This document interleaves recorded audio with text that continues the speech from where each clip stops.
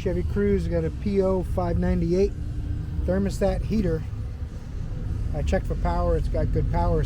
Looks like someone put a brand new thermostat housing on this, but let's see.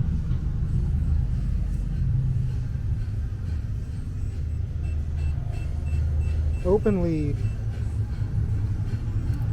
So the thermostat heater is open.